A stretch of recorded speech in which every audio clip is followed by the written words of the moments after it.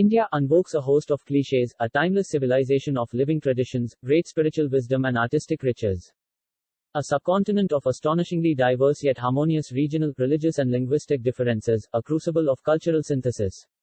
Architecture is central to the supporting imagery, the forms and textures of iconic buildings such as the Taj Mahal, dominating the phantasmagorical images of exotic splendor and difference that tourism, the media and popular culture readily propagate. For the urban middle classes and elites of modern India, no less than the desiring foreign tourist, these are some of the decidedly romantic idealizations of India that increasingly must be distinguished, if not salvaged, from the invading sameness of global urbanity. The idea of modern India, therefore, invokes rather more equivocal clichés, a world of contrasts and contradictions. Rich and poor, extravagance and destitution, space-age know-how but medieval means, an incomplete project. It is construction sites in this case, more so than finished buildings, that furnish some of the most telling imagery. It was a similar but almost willfully naive sense of fascination with both the prospects and the paradoxes of India's architectural engagement with modernity that began to be captured by architectural photographers in the 1950s as the newly independent, self-consciously modern India began to build. Particularly telling are some of the early construction photos of Chandigarh. The stridently modern and progressive new capital city that was being built from scratch for the Indian state of Punjab, had been boldly projected by the Prime Minister of the newborn Indian Republic as an architectural and urban symbol of the nation's faith in the future. The planning and design of this icon of change was awarded to a non-Indian team of senior consultants dominated, famously, by the Swiss-French St architect of the day, Le Corbusier, but officially led by yet another Englishman, Maxwell Fry, in collaboration with his wife, Jane Drew. Timeline of modern architecture in India. Building on colonial modernity 1950 to 1960. Modernist architecture in international gaze 1960 to 1970. Nation building architecture in service of the state. Development and Degenity Descent 1970 to 1980. Identity and Difference 1980 to 1990. Global India since the 1990s. In the development of massive hydroelectric schemes, steel plants and their supporting townships, institutes of technology and scientific research. Infrastructure redevelopment and slum upgrading projects in major cities, Indian architects and planners continue to work closely with foreign consultants. Under the sponsorship of agencies such as the American Ford Foundation, the British Building Research Station and the United Nations. Other luminaries of the modernist design pantheon, including Charles Eames, Richard Neutra, Buckminster Fuller, Isamu Noguchi, and Louis Kahn, found their way to India in the middle decades of the 20th century. In the next clip, architect Rahul Mehrotra present his thoughts of modern architecture in India after liberalization. So, the first one, which is the global practice, I'm going to run through the four practices and show you some examples of what I believe represent the products that come out of these practices. So in today's India, rocketing levels of consumption, spurred by a rapidly increasing and economically mobile middle class, are driving the construction of a new landscape of global derivatives. The pattern of architectural practice concerned with the construction of these global identities is largely a corporate one, and its influence is today probably one of the most visible in the public realm. Assuming a sophisticated building industry, this pattern of practice communicates its design intentions through a very well detailed set of instructions and documents that are translated into the building, and that's why this can happen internationally. You email all your drawings. The detachment from locale is really acute. The practice is usually organized in the form of a large firm with in-house specializations and services. In the recent past, the acceleration of India's economic liberalization has caused several Asian, American, and European corporate architectural firms that have begun to build in India, further perpetuating this pattern of construction as well as the kind of images that go with it. Curtain wall glazing, metal-clad facades, central air conditioning, a real emphasis on providing adequate parking, which might be good, security systems, and many, many other features, an obsession with the LEEDs qualification, etc. But I think what they really do is they create an overarching sense of total containment. And they make these implants very recognizable in the Indian landscape. And that's how you can kind of characterize them. So this pattern of global practice has been patronized by multinational corporations, developers, starting in the mid-90s by the government as well as semi-government organizations, usually for their financial institutions, to again give capital comfort. Similarly, given the boom in software exports, the information technology industry has been largely emerging as a patron for this global architecture. Software campuses in the outlying areas of Hyderabad, New Delhi, Bangalore, Mumbai are becoming sites for the manufacture of this imagery, which is rapidly being emulated by smaller operators across the country. Keeping the words of architect Rahul Mehrotra in check, let's see how the architecture progressed in India after 1990. We will look at the work of some prominent 21st century Indian architects and try to understand the modern Indian style of architecture. Rahul Mehrotra is an architect, urbanist and educator who is the founder principal of RMA Architects and is Professor of Urban Design and Planning at the Department of Urban Planning and Design at Harvard University's Graduate School of Design. Mehrotra has designed projects that range from recycling urban land and master planning in Mumbai to the design of art spaces, boutiques, weekend houses, factories, social institutes and office buildings across India.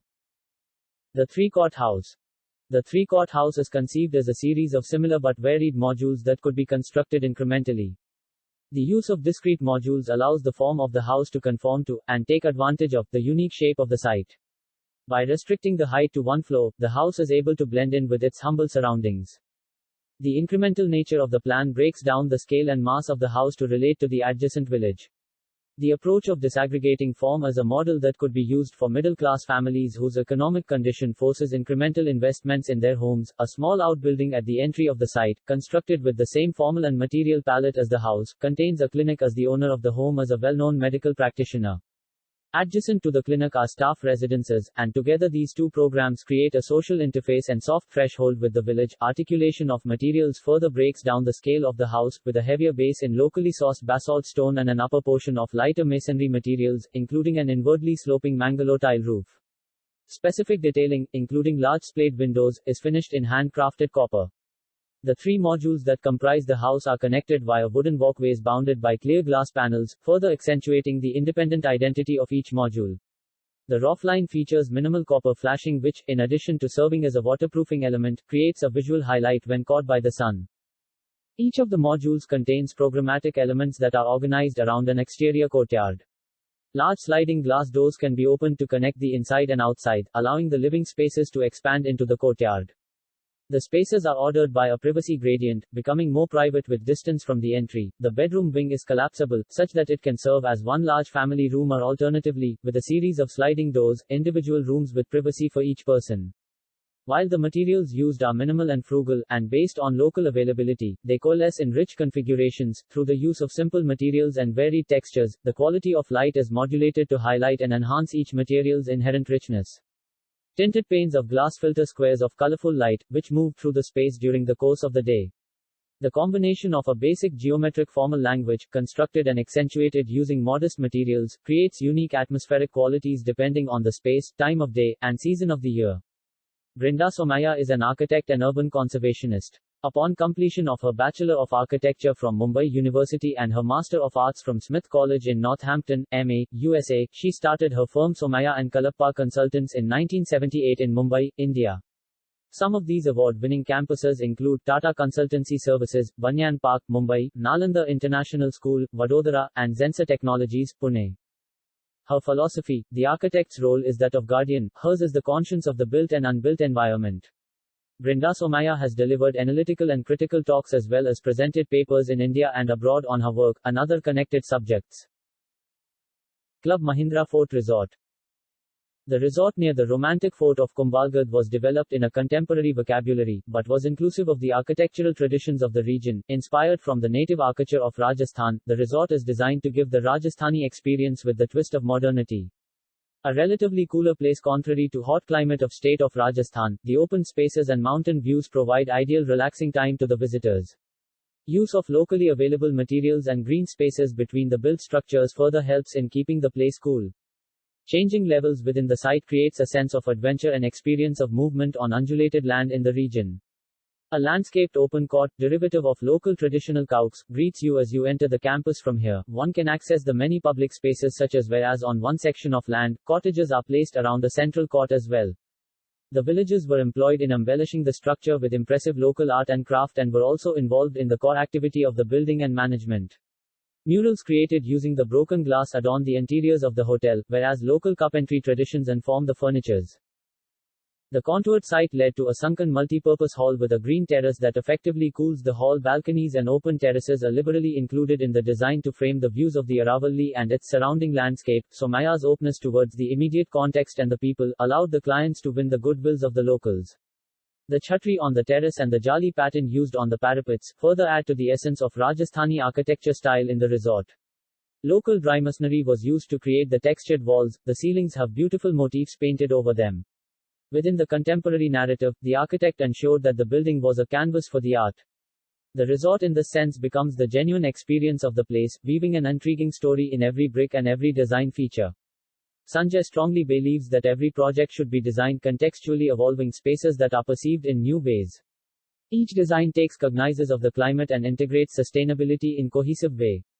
Sanjay Puri graduated from the Academy of Architecture, Mumbai in 1988 and has won many awards since 1992 after he founded his firm. He worked with architect Hafiz Contractor throughout the 5 years of education from 1983 to 1988 and was made an associate of the firm in 1988 upon graduation. He continued to work there for 4 years more as a senior associate prior to commencing Sanjay Puri Architects in 1992. Origami House. Located on a small plot of 500 sqm within an enclave of small buildings and houses, the Origami House is designed in response to the close proximity of the existing structures on the southern and eastern sides, with the possibility of the western side too being developed in the near future. Angled incisions are created to orient all the rooms towards the open road on the northern side. In response to the context, angled incisions that have manifested as origami planes on the facade are created to orient all the rooms towards the open road on the northern side. This orientation simultaneously ensures that all rooms derive indirect northern light, allowing them to remain cool during the extensive summer months of the city's location. Unlike most individual homes built on large land parcels which therefore can be designed more horizontally, this urban house is in a densely populated city and has a large built volume in comparison to the plot it is within. The house is expressed as a single sculpted monolithic volume externally with subtracted volumes within, forming the semi-enclosed spaces that punctuate the building form. A double-height living room and the master suite on the topmost floor ensure that the home is not just inward-looking with its expansive and interactive, centrally positioned lift lobby, but well integrated into its surroundings. A large open stairwell sky lit at the terrace level allows natural light to infuse the internal circulation spaces at each level. The Origami House is responsive to its context, creating privacy from adjacent buildings in close proximity. ISKCON Temple. This ethereal, award-winning temple in India fuses contemporary design techniques with traditional Indian form. The design ideology incorporates contemporary visual styles with organization and circulation principles of ancient India form. The 20,000 square meter structure is strategically fragmented into visually captivating substructures, defining its rising form to give the temple a sense of lightness. Natural light and ventilation as the key design feature, and the structure seamlessly facilitates these by allowing entry of the same strategically and imperceptibly through the structural elements itself. This key design feature is also essential due to the hot and semi-arid climate of Gujarat, with temperatures averaging 41 degrees Celsius (105.8 degrees Fahrenheit). Above, at the eye level, one will only see a central 100 meters stretch of the Adalat-style VAAV stepwell, lined on both sides with jali lattice arcades that lead to the temple and its 40 feet high shikhara. An open-air holy water body mirrors the temple, and also provides a much-needed cooling effect around the structure. Rooms for prasadam, prasad distribution, meditation, priest quarters, library, museum, memorabilia, free meals, restaurant and parking and footwear under a manicured lawn. The roof of the basements are landscaped to further reduce heat gain to the 2 floors below. Shikhara will comprise blocks of alternate solid and jali panels, forming a pyramid. This setup sees an interplay of jali shadows and light in the sanctorium, Garbhagriha. Dr. Bimal Patel is an architect, urbanist and academic who has traversed disciplinary, professional and institutional boundaries to explore the ways in which architecture, urban design and urban planning can enrich the lives of people in India's cities. Dr. Patel received a diploma in architecture from the School of Architecture, SUPT, in Ahmedabad, India in 1984. He received a master's in architecture and a master's in city planning in 1988 and a PhD in city and regional planning in 1995 from the University of California, Berkeley. Ismat Bimal Residence. Bimal Patel's own house, designed in collaboration with architect, furniture designer wife, Ismat Khambatta, is sited on a rectilinear 3,022 square meters plot in Ramb, off SG Highway. It is a single-storied structure and provides a built-up area of 604 square m, including the guest house and servants' quarters. The architect couple had envisioned a minimalistic and tranquil dwelling nestled in a lush landscape. Accordingly, the house is designed as a linear building along the rear edge of the plot with a large garden in the front dotted with shady trees. There is a certain ease and informality about the house and it doesn't exhibit any hierarchy of spaces. Instead, each space opens onto a low veranda overlooking the garden, while still retaining its privacy and intimacy. The garden forms an integral component of each space and is framed by the low veranda. From the entrance portico, a narrow corridor leads to the living dining areas. From there, a longer corridor, lined with bookshelves, connects to the bedrooms. The roof over each space is lifted to facilitate natural ventilation and entry of daylight. With its large, leisurely verandas, exposed brick and concrete surfaces, relaxed environment and lush landscape, the house exhibits the character of a weekend resort.